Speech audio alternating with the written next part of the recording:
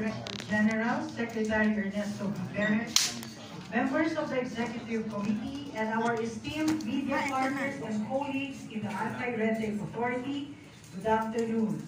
Welcome to the Anti-Red Tape Authority's year-end media conference. We are thrilled to have you join us for this vital gathering, where we will amplify our advocacy and strengthen our bond with our valued media partners.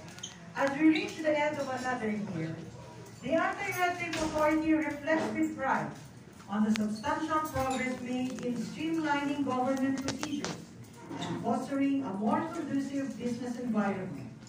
Our commitment to public service has led to the implementation of impactful programs that have directly benefited countless Filipino citizens and businesses. Good governance is not only a hallmark of political maturity, but also a fundamental requirement for economic growth and poverty reduction. A well-governed society attracts investment, enables effective social programs, and empowers citizens to participate in shaping our nation's future.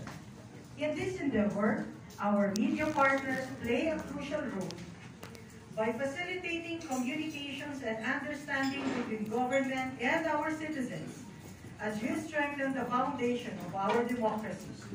The media are indispensable partners in our mission to foster transparency and good governance.